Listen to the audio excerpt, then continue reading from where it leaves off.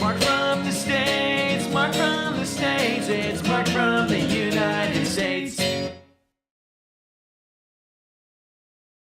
Good morning, good afternoon, good evening, Mark from the States. How are we doing today? I am doing fantastic. I hope you are as well. Thank you so much for coming. I appreciate all of you for coming to watch new and cool things. Hopefully we learn some stuff, or at least, see something we've never seen before. If you're coming back, I am so grateful for you to come back and watch with me. Today we're going to watch a requested video, and it's awesome because it's from Untold Past, who we've done many times, who I absolutely love his channel. So please go and support his channel, watch his videos. There are so many cool ones, man. I've learned a lot about castles and all kinds of things. Today, it's how do I say? It's the how to end somebody through these holes in castles. I don't want to say the word. I hear that's not a good word on the algorithm. Brutal medieval warfare, how they defend these castles using these holes. So I'm excited to see this. So please come sit on this big fake couch. We have Violet over here off to the side. You'll just have to trust me on that. And it's good to be back. It's good to be back with all of you. Dare I say I missed you all? Because I may have a little bit. A lot, maybe. Okay. Hope everybody's doing great. Let's get into this. Brutal medieval warfare by Untold Past. During the medieval period, the main aim for castles was to defend their owners or custodians. The primary element was defence, regardless of who was staying there.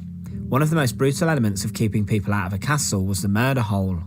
Many medieval castles' gatehouses possessed traps and murder holes, which were built along passages to rain down hell on the enemy. Recently we visited Carnarvon Castle, and one of these traps right next to the entrance would have been incredibly brutal.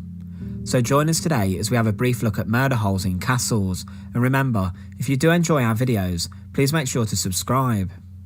Murder holes are an incredibly basic but vital part of keeping invaders out of a castle. They were usually found in areas of the fortification which were weakest and more susceptible to attack from outside, such as a gatehouse. Murder holes were often built along the castle walls, along with machicolations, which were made from wood initially and then were built from stone on the outer walls of the castle. These were found on top of the castle's walls and were basically holes where the guards could drop heavy stones, hot liquids such as oil and boiling water, and even hot sand onto the enemy when they were attacked. Before machicolations were built and used in castles, rocks and hot liquid thrown from curtain walls would usually just miss attacking soldiers, with hot water running down the walls. These platforms just jutted out from the walls and gave a better position and better aim. So machicolations would have been used to fire down onto an army. However, murder holes can be easily found in gatehouses, entrances, or also near to where portcullises can be found. In fact, many different towers in castles do have murder holes. These were aimed to rain down hell on an enemy should the initial outer gate have been breached. Imagine an invading army is attacking a castle via the main gate, and they somehow gain access to the gatehouse. Chances are, once they are through the first exterior gate, their path into the castle wall could be blocked off by a portcullis, which could be lowered and lifted from above. The invading army would now be faced with gaining access through this other gate or portcullis, but often the enemy could become trapped inside the gatehouse passageway by the closing of another portcullis behind the army. This would create a corridor where dozens of attacking soldiers could be trapped in, and no doubt they would begin to panic. These corridors or passageways could be very long, to the point where many different soldiers could be trapped here. The defending army from here could use murder holes and traps that surround the gatehouse corridor to their advantage, and could rain down hell from the relative safety of above or at the sides. Sometimes the passageways were flanked by stone corridors that had arrow slits in the side.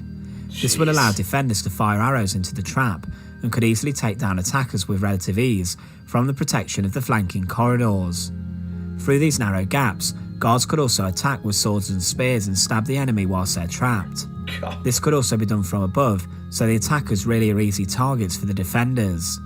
Also from above, many hot things like sand and boiling water that was mentioned earlier could also be thrown. The hot sand and water would seep through the cracks of an attacker's armour and would cause hell. Hot oil was sometimes used sparingly as it was rather costly and wouldn't usually be thrown onto an enemy, but in a desperate situation it could be. Even at times, defenders would throw anything they could to deter the attackers, such as throwing rotting animals and even excrement onto the army below. Oh my gosh. Obviously from above, those who are guarding the entrance are also relatively safe. The King's Gate in Carnarvon Castle had 2 drawbridges, 6 portcullises and 5 doors. This was aimed to create as many traps for attacking Welsh forces as possible, so that the guards could defend from attacks easier using this strategy.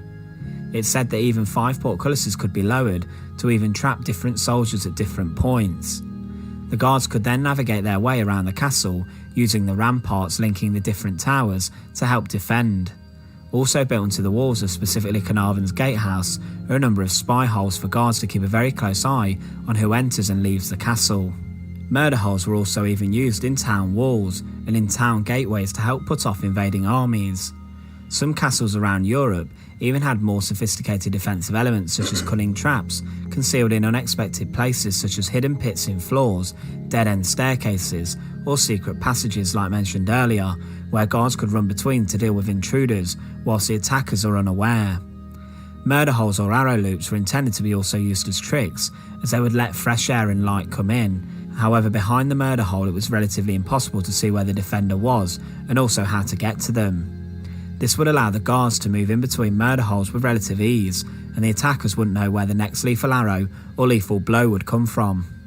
Another fortified element of a castle that could be used in conjunction with murder holes is a barbican, the fortified outpost above a gatehouse that could be used to lower the portcullis or drawbridge. For example, at Warwick Castle from above on the barbican, it was possible to trap the attackers within the gatehouse, as they could be sealed in through the lowering of a portcullis. From here, the defenders could launch an assault from above in relative safety. Oh my God. So overall, murder holes were horrifically brutal elements of a castle. However, they were hugely effective. One must consider though that to end up trapped within the passageway where the murder holes were, an invading army must have had some success getting past the gate, even if they were lured in by the guards. They were a completely barbaric element of a castle, but were incredibly simple, yet incredibly effective at keeping people out of a fortification. Once again, thanks for watching. To support our channel, please make sure to subscribe. And Please once do. again, thank you so much for watching. Please go and support their channel. I love their stuff. This was kind of a quick video, but it was brutal. Gosh, just the warfare back then was just unbelievably brutal. I mean, to have the wherewithal to think of all this stuff when you're building it. Of course, it's tried and true. It's stuff that has worked. So they're going to add it. And it's just hard to imagine what it was like back then trying to, most of the people probably are maybe forced into the military, into attacking this castle. Who knows? Maybe they didn't want to be there, and now they're stuck in this trap, if you will. It's just, brutal. Just warfare from way back when. Warfare now is brutal, but most of the time you're not going to even see it coming. But here, you get trapped. You're looking up, and you got arrows flinging at you. Dead animals being thrown on you, which is, I guess that's their version of the kitchen sink.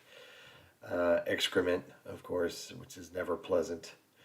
Generally, it's not really lethal, but it certainly makes you uncomfortable and probably not be as effective as you would normally be, I guess, if you didn't have poo on you.